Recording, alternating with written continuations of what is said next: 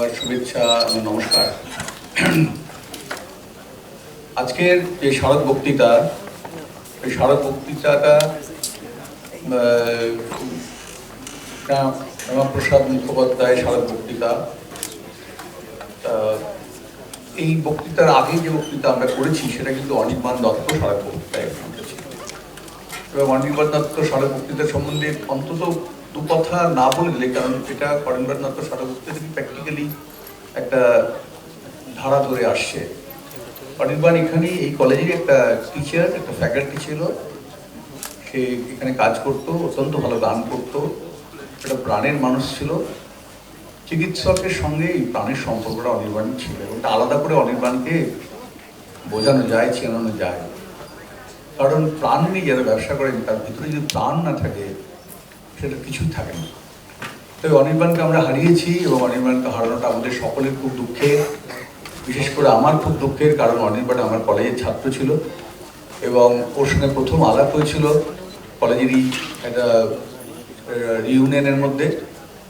সেখানে ও গান বেঁধেছিল,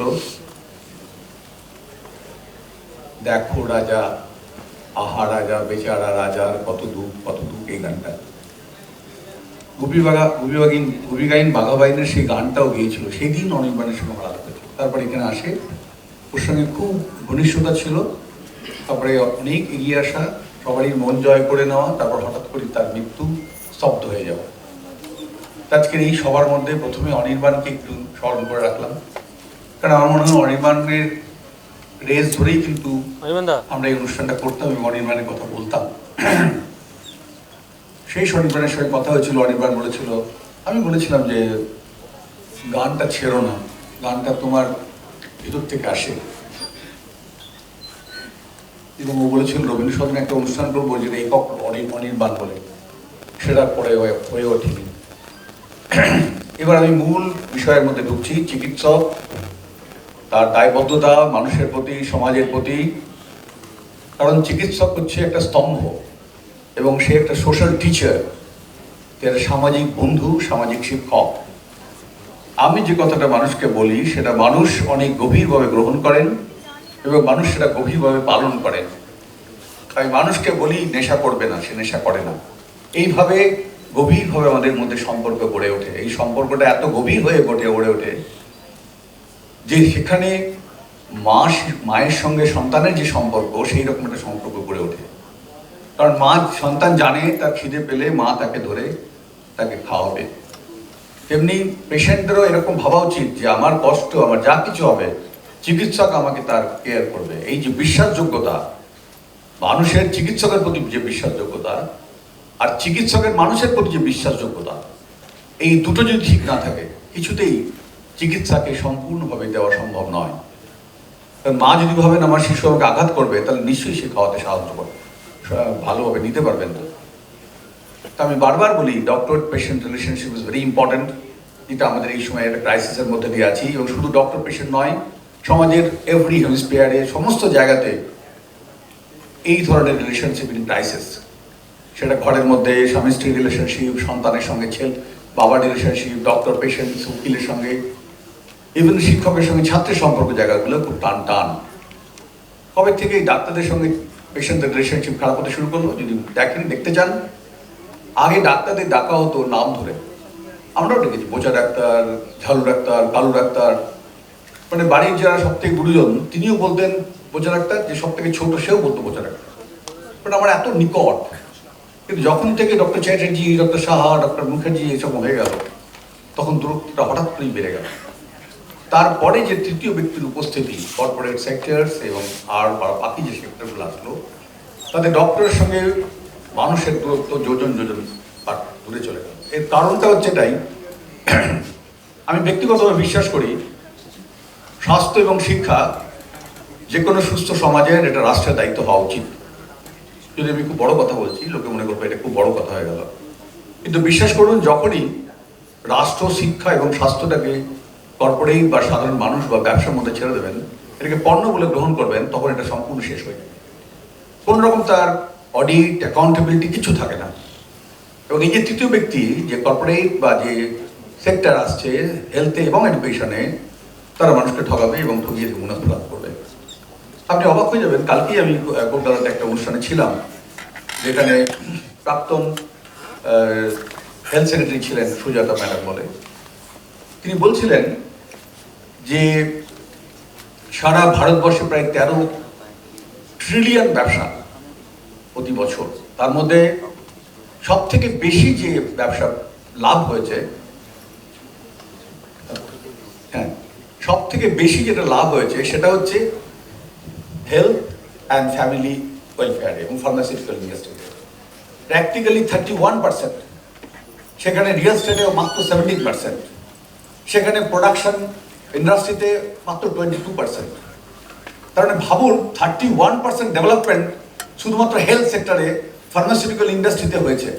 এবং এটা হয়েছে কিন্তু সমস্ত দেশের যারা মাথা রয়েছেন, যারা রাজনৈতিক ব্যক্তিত্ব আছেন, তারা সবাই জানেন, কারণ তারা স্বাস্থ্য এবং শিক্ষাটাকে একটা কর্মসংস্থান হিসেবে ধরে নিয়েছেন, কারখানা হিসেবে ধরে নিয়েছেন। তারা মনে করছে শিক্ষা যদি প্রাইভেটাইজেশন হয় প্রচুর মানুষ চাকরি পাবে প্রাইভেটাইজেশনের মধ্যে, স্বাস্থ্য যদি প্রাইভেটাইজেশন হয় প্রচুর মানুষ চাকরি পাবে, সিস্টেম চাকরি পাবে। সরকার তার চাকরি দেওয়ার ব্যাপারটাকে ধীরে ধীরে স্বাস্থ্য এবং শিক্ষা এবং ফার্মাসিউটিক্যাল ইন্ডাস্ট্রির মধ্যে ঢুকিয়ে দিয়েছেন এবং এখান থেকে বেরিয়ে আসার কোনো পথ নেই। যদি এই যে বিজনেস, এই যে পুঁজি বিনিয়োগ হয়েছে, সব থেকে অবাক হয়ে যাবেন এই পুঁজি বিনিয়োগের যে বিনিয়োগগুলো হয়েছে, যে ম্যাক্সের বিনিয়োগের প্র্যাকটিক্যালি 70% হচ্ছে বিদেশি বিনিয়োগ, সিঙ্গাপুর থেকে বিনিয়োগ করছে, মণিপাল বিদেশি বিনিয়োগ। তারা যে কোটি কোটি টাকা মুনাফা করছেন, প্র্যাকটিক্যালি 3000 টাইম লাভ করছে, সেই লাভের টাকা কিন্তু সব চলে যাচ্ছে বিদেশে।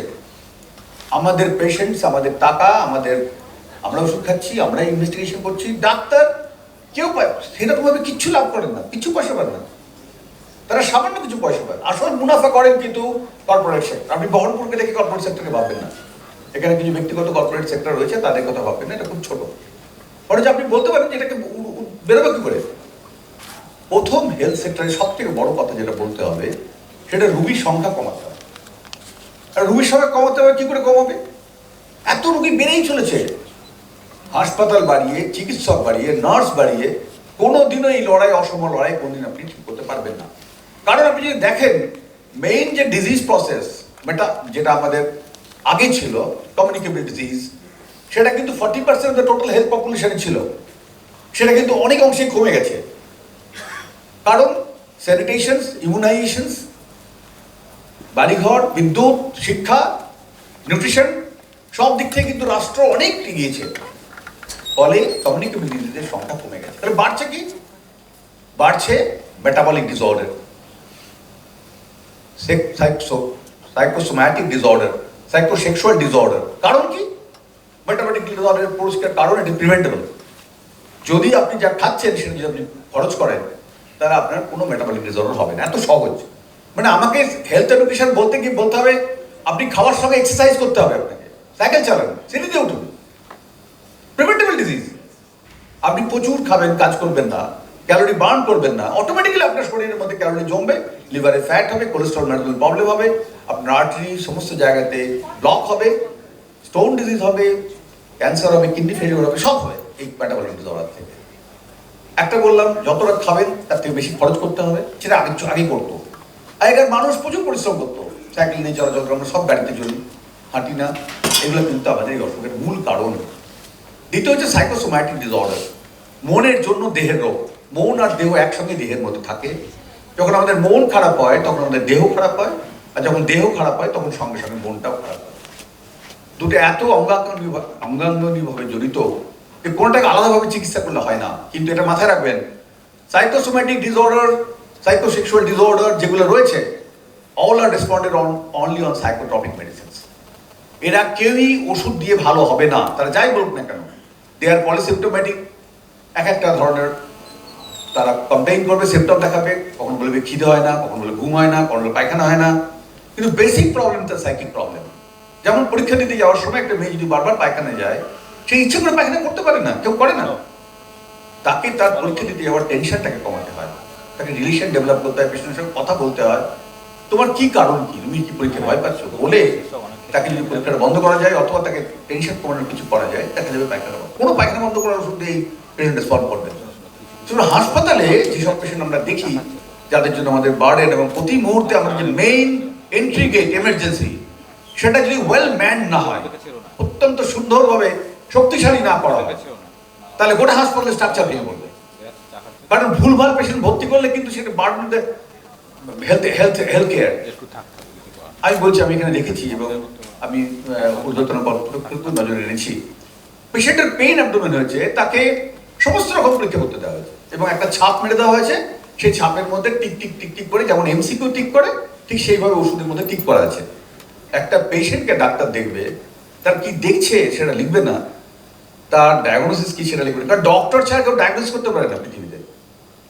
আর ডাক্তারের কাছে মিনিমাম এক্সপেকটেশন হচ্ছে একটা পেশেন্ট দেখে সে ডায়াগনোসিস লিখবে, তবে তার ওষুধ লেখার অধিকার থাকবে। ওষুধ লিখবে কি করে না জানে, কি জানলাম না, তাকে যাই যা খুশি লিখে দিলাম। একটা পেন ব্যথা মানে ডোটাবারিন লিখে দিলাম, ডাইক্লোফেনিক লিখে দিলাম, এফএম লিখে দিলাম, অ্যামক্সিক্লাম লিখে দিলাম, লুজ লিখে দিলাম, সমস্ত ব্লাড টেস্ট ঠিক করে দিলাম, লিভার ফাংশন টেস্ট, আর পিটিটিআই সব লিখে দিলাম। একটু বার্ডেন, হেলথ ওয়েস্টেজ, স্বাস্থ্যের অপচয়।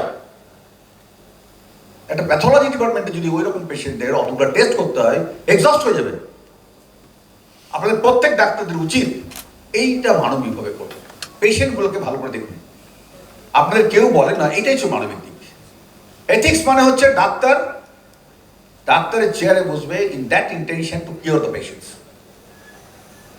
আপনার রেসপন্সিবিলিটি হচ্ছে পেশেন্টটাকে ডায়াগনোসিস করে, তাকে ঠিক চিকিৎসা দিয়ে তাকে ভালো করতে হয় অ্যাজ আর্লি এজ পসিবল, যত কম সময়ের মধ্যে। আপনি ক্লিনিক্যালি কিছুই লিখছেন না, ক্লিনিক্যালি কিছুই করছেন না, শুধু পরীক্ষা নির্ভর হয়ে আপনি ওষুধ লিখে দিচ্ছেন, এটা কিন্তু চিকিৎসা নয়। যতই এআই আসুক, clinical examination is the prime thing. এবং 70 to 80% পেশেন্ট শুধুমাত্র দেখে হিস্ট্রি নিয়ে বোঝা যায় তার কি অসুখ।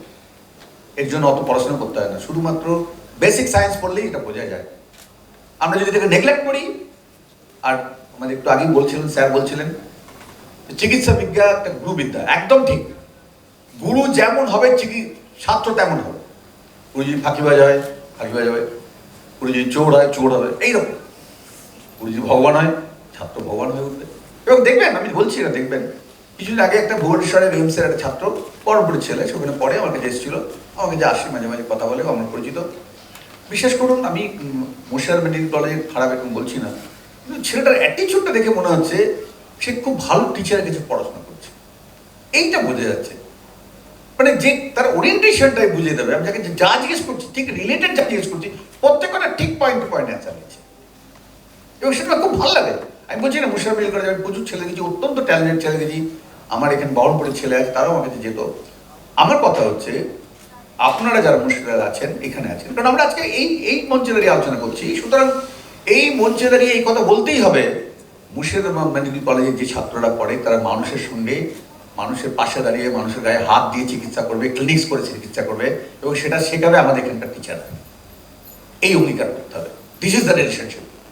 আমি একটু আগেই বলেছিলাম যে কেউ একজন বলেছিল যে কি ট্রিক্স পেশেন্টদের কাছে সুনাম অর্জন করার। আমি বলেছিলাম পেশেন্টের সঙ্গে কোন ট্রিক্স করবেন না, পেশেন্টের সাথে কোনো ট্রিক্স না করাটা হচ্ছে সব থেকে বড় ট্রিক্স। পেশেন্টের কাছে ভালো ডাক্তার হিসেবে, ভালো মানুষ হিসেবে নিজেকে প্রতিষ্ঠা করা।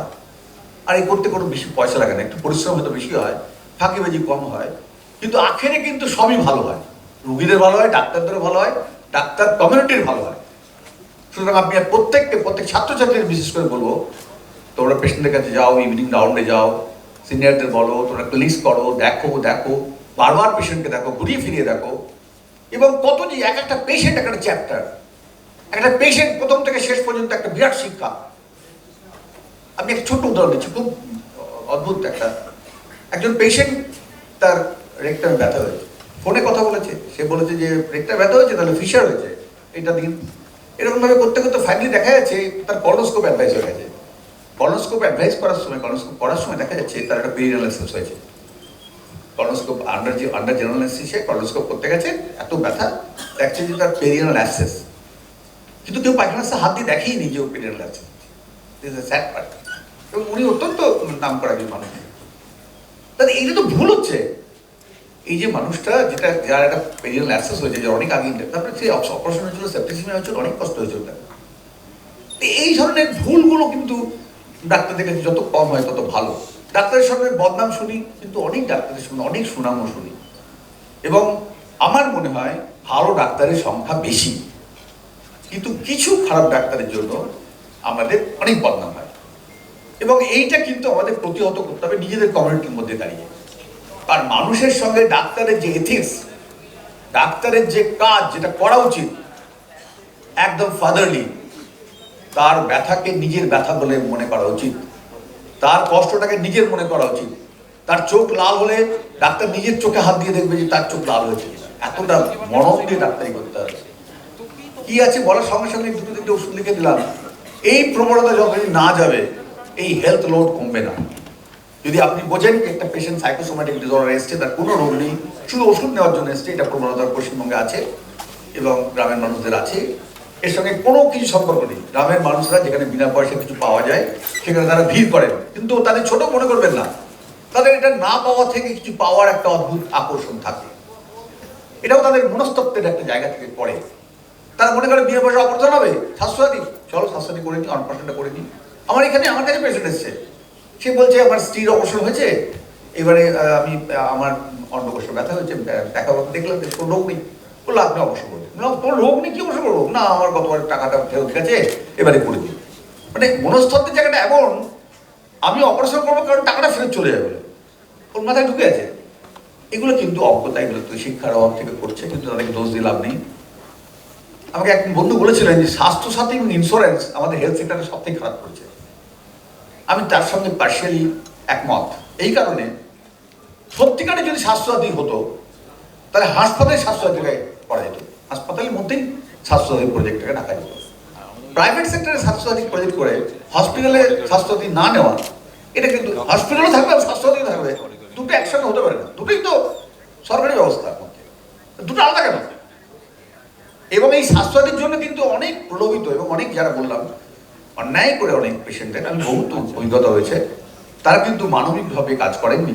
এরকম এসছেন পেশেন্ট, তাদের কোনো স্কার মার্ক নেই পেটে, তাদের হিস্টেক্টমি বলে তার কাছ থেকে এনকোয়ারি হয়েছে, আমি তো দমকলে ছিলাম, আমাকে এনকোয়ারি করছে, এসছে হিস্টেক্টমি হয়ে গেছে বলে, আমি দেখছি তার কোনো স্কার নেই, আমি ভাবছি বোধহয় ল্যাপারোস্কোপি হয়েছে, বলছে না ল্যাপারোস্কোপি নয়, এইরকম গ্রামে হয়েছে।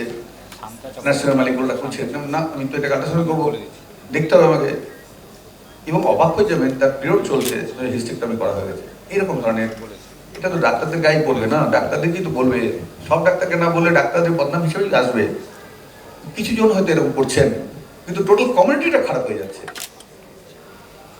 আমার মনে হয় যে আমাদের মানুষের প্রতি অনেক সমবেদনা থাকা উচিত, অনেক মমত্ববোধ থাকা উচিত, আর ডাক্তার হিসেবে নিজেকে অনেক বড় মানুষ হিসেবে লক্ষ্য করুন। যারা বৃহৎ মানুষ, যারা অসাধারণ হয়ে যায়, তারা নিজেকে খুব সাধারণভাবে প্রেজেন্ট করে, এবং সাধারণত্বের মধ্যেই অসাধারণত্বটা ফুটে ওঠে। সুতরাং আমি আজকের এই স্মারক বক্তৃতাতে চিকিৎসকের সঙ্গে মানুষের যে সম্পর্ক বোধ বা চিকিৎসকের যে এথিক্স, এটা নতুন করে বোঝাবার জন্য আসেনি, কিন্তু এসেছি এই তৃতীয় ব্যক্তির যে উপস্থিতি, যেটা আমাদের মাঝখানের সম্পর্কটাকে খারাপ করে দিচ্ছে, সেটাকে রিপেয়ার করার জন্য মানুষকে তো আপনি পারবেন না বলতে, মানুষের কাছে, কারণ আমাদের সেই বলছিলাম রুগীদের কোনো দিবস নেই, রুগীদের কোনো দিবস নেই, চিকিৎসক দিবস, সিস্টারদের দিবস সব আছে, বিভিন্ন অসুখের দিবস আছে, কিন্তু মানুষের আর রুগী। আর একটা কথা খুব ইম্পর্টেন্ট মাথায় রাখবেন, স্বাস্থ্য নিয়ে কখনো কোনো আন্দোলন হয়ে ওঠেনি, স্বাস্থ্য নিয়ে কখনোই কোনো ভোটের ময়দানে লড়াই হয়নি। আমি স্বাস্থ্য এত ভালো করে দেবো এরকম কেউ বলেনি, কেউ বলেনি স্বাস্থ্য যে আমি রুগীর সংখ্যা কমিয়ে দেবো, আমাকে ভোট দাও। কারণ রুগীর সংখ্যা কমিয়ে দেওয়াটাই হচ্ছে আসল উদ্দেশ্য হওয়া উচিত। যত রুগীর সংখ্যা কমবে সেই সরকার তত ভালো হেলথ কেয়ার দিচ্ছে, কারণ health and health care is totally different thing. Health হচ্ছে প্রিভেন্টিভ হেলথ, পাবলিক হেলথ, মানুষকে রোগ হতে দেবো না, সেটা হচ্ছে হেলথ। আর কিউরেটিভ হেলথ কেয়ার সেটা হচ্ছে পরিষ্কার পণ্য, এবং সেটা কিন্তু টোটালটাই আলাদা। আমরা পণ্যটাকে বাড়িয়েছি, হেলথ কেয়ারটা খারাপ করে দিয়েছি, মানুষের মধ্যে স্বাস্থ্যসাথী বুঝিয়েছি, কিন্তু হেলথ কেয়ারের আসল জায়গাটা বোঝায়নি। এর মধ্যে কিন্তু প্রচুর টাকার ব্যবসা, প্রচুর পুঁজির বিনিয়োগ, প্রচুর বিদেশি পয়সা সব আছে, কারণ পুঁজি এখন মানুষের কাছে, পুঁজিবাদীদের কাছে একটা বোঝার মতো। সুতরাং ভারতবর্ষের মতো দেশে তারা পুঁজি বিনিয়োগ করছেন এই স্বাস্থ্য দপ্তরে। আমাদের সবাইকে সচেতন হতে হবে। লাভটা ডাক্তারদের হয় না, আবার বলছি, ডাক্তাররা সামান্য বেতনে কর্পোরেট হাউসে কাজ করেন, কিন্তু আসল লাভটা করেন কর্পোরেটাররা। এই কর্পোরেটাইজেশন তার বিরুদ্ধে লড়া যাবে না এখন, সরকার নেই, সরকার এই বিরুদ্ধে লড়ছে না। কিন্তু হেলথ পলিসি যদি এর বিরুদ্ধে না থাকে, হেলথ পলিসি যদি ঠিক না হয়, মানুষকে যতই আমি রিলেশনশিপ কথা বলি, ছোট্ট একটা স্পেয়ারের মধ্যে করা যাবে, কিন্তু বৃহত্তর স্পেয়ারে এটাকে কখনোই পেনিট্রেট করা সম্ভব নয়। আর আমার নিজের মনে হয় সেক্টরটাকে 3 ভাগে ভাগ করা উচিত। হেলথ সেক্টরটাকে, কিউরেটিভ সেক্টরটাকে।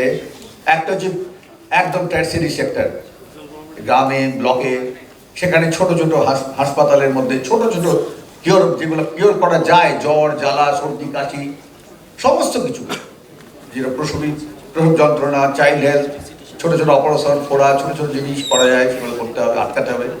তারপরে যেটা মিডল মাঝখানের যে অংশটা, যেটা ডিস্ট্রিক্ট সাব ডিভিশন, সেটা ম্যাক্সিমাম প্রাইভেট সেক্টর দুটোকেই বলছি, তারা এমনভাবে গ্রো করে উঠবে, সার মধ্যে এই মিডল ক্লাস অফ পেশেন্ট যেগুলো থাকবে, যারা খুব সুপার স্পেশালিটি লাগবে না, কিন্তু স্পেশালিটি লাগবে, এবং তাদেরকে সব সব হেড ইঞ্জুরি নিউরো সার্জারি দেখা দরকার হয় না। আগেকার দিনে তো আমরা ছিলাম, সবাই ছিল, হেড ইঞ্জুরি কোন পেশেন্টকে নিউরো সার্জারি যেতে জানতে হবে।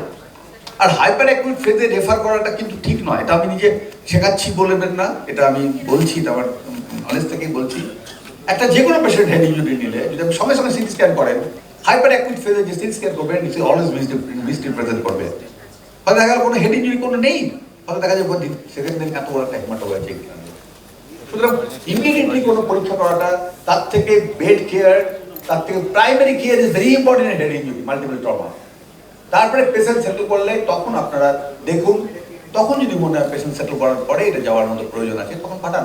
কারণ একটা হেড ইঞ্জুরি পেশেন্ট যদি আপনি একটু রেফার করে দেন, রাস্তা যেতে তো হেড ইঞ্জুরি আরো গ্রেভ সিচুয়েশনে যাবে উইদাউট কেয়ার। এগুলো কি আমি প্রত্যেকেই শেখাচ্ছি না বা বলছি না, কিন্তু আমরা যখন এখানে ছিলাম, যখন সুপার স্পেশালিটি ছিল না, তখন কিন্তু আমরা হেড ইঞ্জুরি পেশেন্ট ছিলাম। কিন্তু আমাদের সব থেকে বড় সুবিধা ছিল, আমাদের হাসপাতালে এতগুলো অ্যাম্বুলেন্স ছিল না। এটা আমাদের সব থেকে বেশি লাভ হতো। অ্যাম্বুলেন্স না থাকার ফলে কি হতো, আমরা কাউকে রেফারই করতে পারতাম না। আমাদেরকে হয় করো নাই মরো, এরকম, হয় কাটো, নাহলে দেখো, নাহলে মরো। ওই যে যেটা দেখাচ্ছিল, একটা বাচ্চা মেয়ের কথা বলছিল, আমাদের ইমাজিন থেকে দেখাচ্ছিল, ওটা কিন্তু রিয়েল। আর ওই যে চেস্ট টিউবটা দেখাচ্ছিল, ওটা কিন্তু রিয়েল, ওটা কিন্তু সত্যি ঘটনা। একটা পেশেন্ট টেনশন নিউমোথোরাক্স নিয়ে সদর হাসপাতালে ভর্তি ছিল, আমাকে কল দেয়, আমি তখন খুব ছোট, অনেক কম বয়স, কল দেয়, আমি যাই, গিয়ে আমি দেখি যে একটা টেনশন নিউমোথোরাক্স করে একদম ডাইং কন্ডিশনে আছে। আমি দেখলাম পেশেন্টকে শিফট করে এই হাসপাতালে নিয়ে এসে অবধি করতে গেলে পেশেন্ট মরে যাবে। আমি বাড়ির লোকে বললাম, দেখুন আপনার যদি অনুমতি দেন, আমি কিন্তু একটু চেষ্টা করতে পারি, আমি মিনিমাম কিছু ইনস্ট্রুমেন্ট হিসাবে এখানেই বেড সাইডে একটা চেস্ট টিউব দিতে পারি। এবং আমাদের তাই শেখানো হয়েছিল, এটা আউটার প্রসিডিউরের মতো। বাড়ির সব রাজি হলো, হয়তো মারা গেলে তো বদনাম হতো, কিন্তু আমি সাহস করে ওটাকে বেডের মধ্যেই ইন্টারকস্টাল চেস্ট টিউব দিই, এবং ইমিডিয়েটলি পেশেন্ট রিলিভ করে। সেই তাদের পরিবার হয়তো মনে রেখেছে বা বলেছে। আরেকটা যেটা দেখলেন যে একটা বাচ্চা মেয়ে, সেটাও তাই, হেড ইঞ্জুরি পেশেন্টস, সে ফ্লেকশন রেসপন্স করছিল, হ্যাঁ একদম এরকম করে, খুব খারাপ অবস্থা। আমি বুঝলাম যে বাচ্চা তো, যাই হোক দেখা যাক, ওটা ওখানে পাঠাবো কোথায়। সারা রাত্রি প্র্যাকটিক্যালি ওর মা, একজন খুব ভালো সিস্টার ছিলেন, তিনি সবাই মিলে আমরা সেই সিস্টারকে ডেকে নিলাম ভালো কেয়ারের জন্য। তারপরে সারা রাত্রি ধরে আমরা প্রায় জায়গায় জায়গায় আছি, নিচে ওটিতে যাচ্ছি, দেখছি। আস্তে আস্তে দেখছি পেশেন্টটা ধীরে ধীরে পেইন রেসপন্স করছে, হাত দিচ্ছি, আস্তে আস্তে লোকালাইজ করছে, আস্তে আস্তে আই ওপেনিং হচ্ছে। আমার এত ভালো লাগছে যে পেশেন্ট ইজ রিভার্সিং, এত ভালো লাগছে। তখন আমার মনে আছে, আমার সেই দিনটা খুব মনে আছে, যে মেয়েটির মা বলেছিল যে ডাক্তারবাবু আমি একটা গান করতে পারি। বললাম কেন? বলে আমার এত ভালো লাগছে যে আমার রবীন্দ্রসঙ্গীত গাইতে ইচ্ছা করছে। This is the relationship, this is the humanity. পেশেন্টটা, মা তার ছেলে অসুস্থ, মরে যাওয়ার মতো অবস্থা, সে যখন ভালো হয়ে গেছে, সে এত খুশি হয়েছে। আমি বললাম হ্যাঁ আপনি গান করুন। সিস্টার বসে আছে, মেয়েটি গান করছে, আমি আস্তে আস্তে ওয়ার্ড থেকে বেরিয়ে চলে গেলাম। This is the relationship. Patient আপনাকে স্যালুট করবে, পেশেন্ট সারা জীবন আপনাকে মনে রাখবে। সেই মেয়েটাকে স্কুল টিচার, আমি মেয়ে দেখা হয়, অনেক অনেক শুভ স্মৃতি আছে। খারাপ স্মৃতিগুলো খুব কম আছে আমার জীবনে। এবং আমি আজকে সত্যি বলছি, ওরা যেভাবে আমাকে প্রেজেন্ট করেছে, আমাকে নিজেকে ওরা আমাকে হিরো বানিয়ে দিয়েছে। আমি এরকম নই, আমি খুব সাধারণ একজন চিকিৎসক, খুব ভালো করে সাবজেক্টটা পড়েছি, খুব ভালো করে মানুষকে বুঝেছি, মানুষের অন্তরে ঢোকার চেষ্টা করেছি, আর বারবার চেষ্টা করেছি, যেটা সমাজকে এবং চিকিৎসক সমাজকে বারবার ধাক্কা দিয়ে বলতে চাইছি, ভালো করতে হবে, ভালো মানুষ হতে হবে, ভালো করতেই হবে, ভালো করতেই হবে। আমাদের উপর সবাই তাকিয়ে আছে, এটা না করলে হবে না, হবে না। সবাইকে আমার নমস্কার, আমার অনেক অনেক শুভেচ্ছা।